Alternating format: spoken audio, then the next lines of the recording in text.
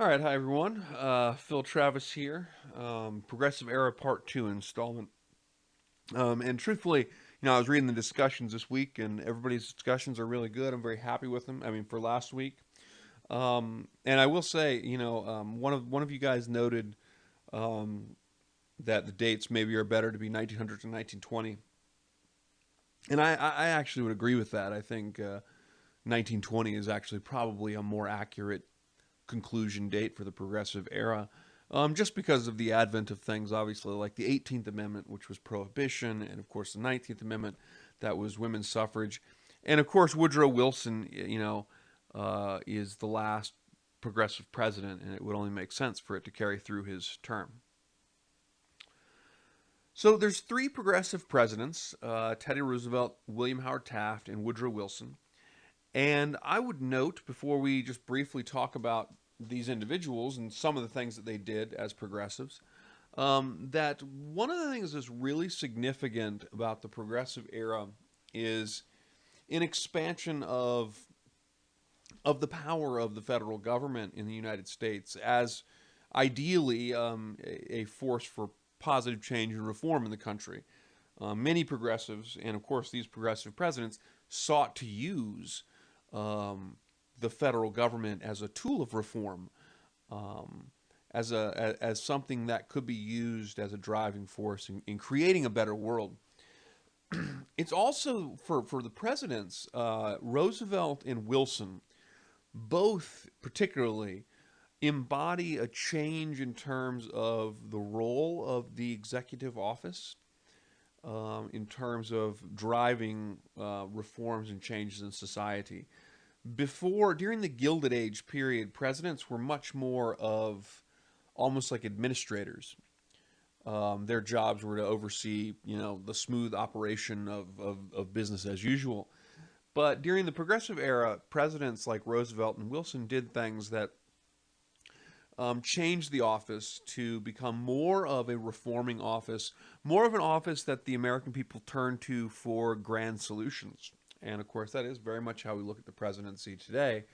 And of course, also, Roosevelt and Wilson also established some very, very significant precedents in terms of international relations and foreign affairs. And next week, when we talk about World War One, I'll get into in depth on the significance of Wilson when it comes to the United States in the world, because very, very significant moment for the United States there too.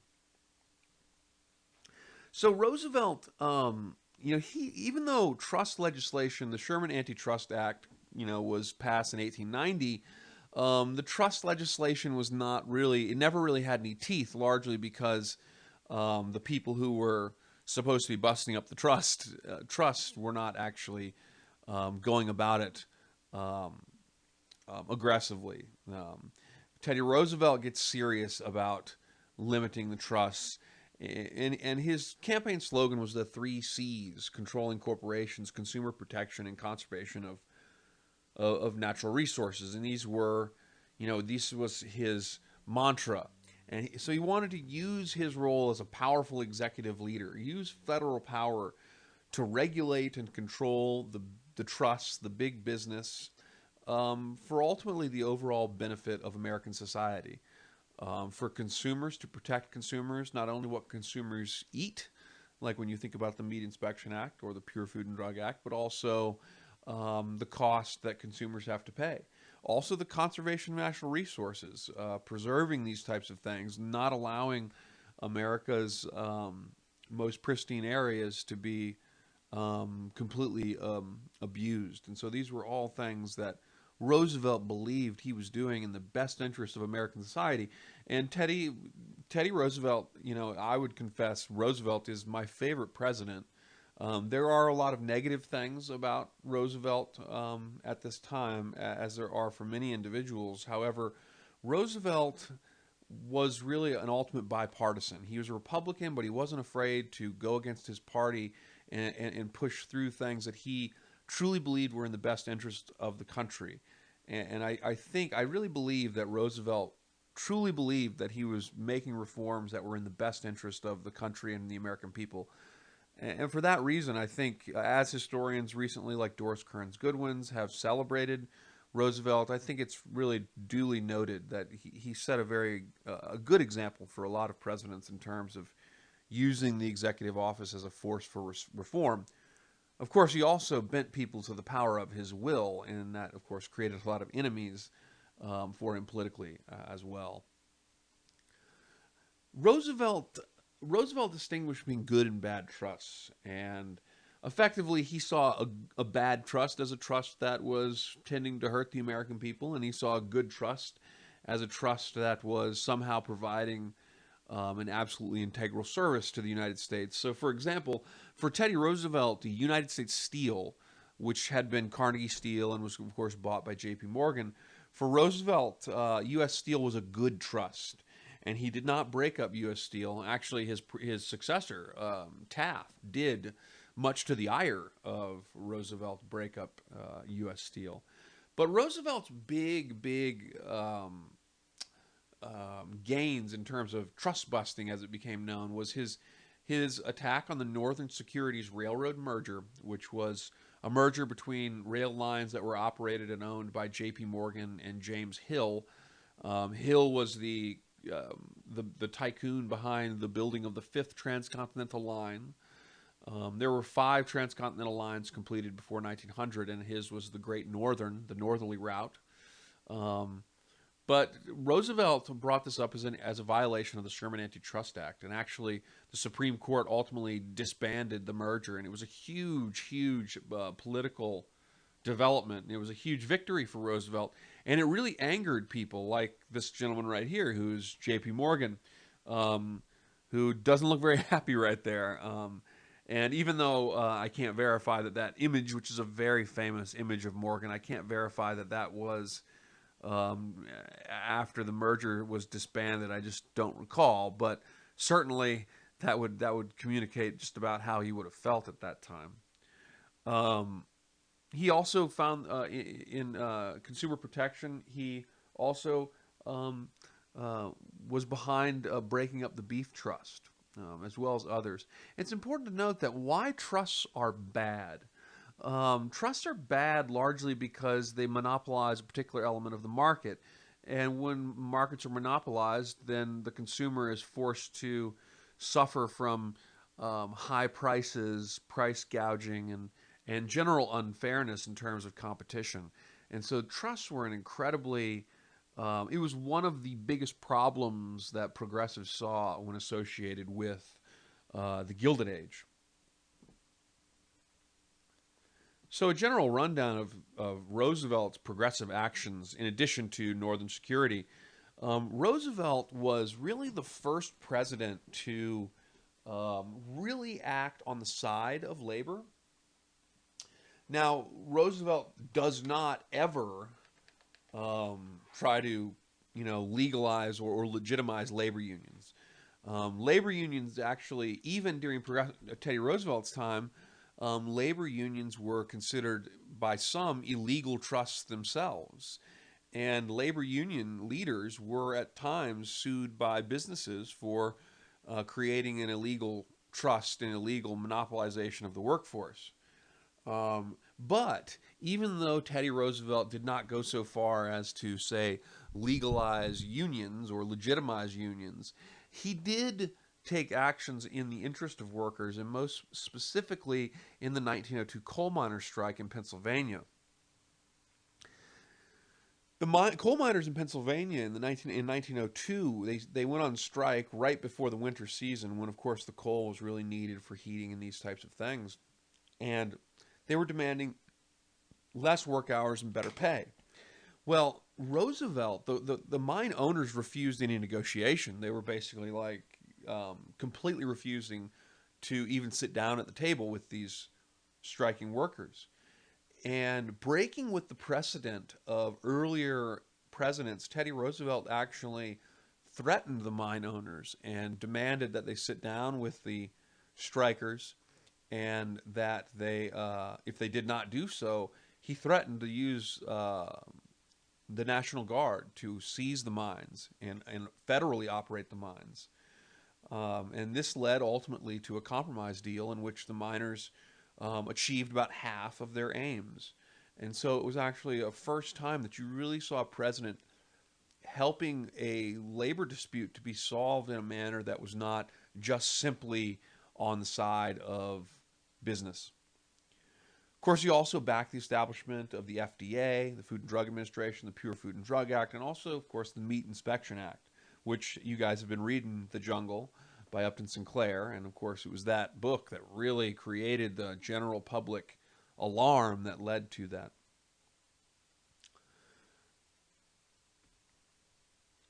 Teddy Roosevelt also must be considered a progressive and an incredibly forward-thinking person for his moves when it comes to land use, environment and land use. Roosevelt used executive action to set aside more acres of forest in the United States than any other president, 125 million acres. Now, granted, he believed in multiple use, so he did set aside places that were sustainably logged at times or could be used for hunting and fishing and other forms of outdoor activity. But he also set aside wilderness areas and did a tremendous amount to preserve America, the natural beauty of America. And that included actually the Grand Canyon. It was Teddy Roosevelt who prevented the Grand Canyon from being exploited by mining companies and such, and preserved it for the natural wonder that it is. He also, through the Newlands Act, promoted increased dam building and irrigation, which can today be considered not too great environmentally because of its effect on fish in some cases. But in terms of helping farmers and people develop lands in the arid west of the Mississippi region, it was absolutely integral to growth and development in the United States. William Howard Taft was Roosevelt's protege, but Taft, who broke up more trusts than Roosevelt and did not really distinguish from good and bad trusts like Roosevelt did. It was Taft who broke up U.S. Steel and really angered Roosevelt, actually. And he kind of took his own course. Roosevelt, who went on a safari after the end of his presidency in 1909, he returned to be quite angry with a lot of the things that Taft did, because Taft became his own man. And Taft did not necessarily just follow the lead of Roosevelt. He removed some of Teddy Roosevelt's most important people, like Gifford Pinchot, who was Division of the Forestry head. He was also a little more cautious politically, and when Teddy Roosevelt got back and could not obtain the Republican nomination, largely because Teddy Roosevelt, his style made a lot of enemies amongst the Republican Party. Roosevelt attacked Taft very personally, and it troubled Taft a lot. Taft liked to not ruffle feathers, whereas Teddy Roosevelt used to really go head on with things a lot more than Taft did. Interestingly, TR does form the Bull Moose Party and runs against Taft and Wilson. And Teddy Roosevelt's Bull Moose Party was the only party in the country's history, the only case in the country's history in which a third party actually outdid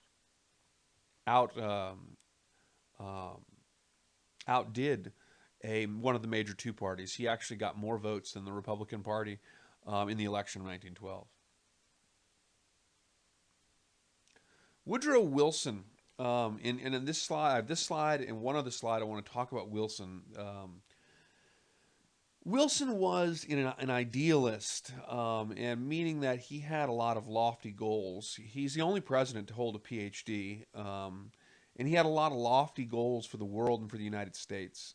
So he really pursued his ideals with great fervor, but he didn't like to compromise his ideals terribly. He was also a pacifist, but again, I mean, I guess it's incorrect to say he doesn't like to compromise his ideals, but there are cases in which he doesn't. However, if one of his ideals is being a pacifist, he actually compromised that quite a bit, because the military was involved in some 7 different occasions, and not only World War I, but of course interventions in Mexico and in other places of Latin America. And so his presidency actually was embodied by a significant amount of military activity. As a progressive, and this is the last slide because I know these things are taking a little bit longer than I had really expected, but hopefully they're helpful. But as a progressive, Wilson battled what he called in his campaign the triple wall of privileges, or privilege, the three T's, the tariff, the bank, and the trusts. And how he did this was to, one, drive home a reduction of the tariff. A tariff is a tax on imported goods, and the tariff was particularly controversial during the progressive era, primarily because it tended to hurt consumers and also farmers. High tariffs are what you call protectionism. And so if you have a very high tariff on, say, steel, then there's no competing steel industry. And so the steel industry in the United States, U.S. Steel, was basically able to manufacture things and sell them at effectively whatever price that they wanted.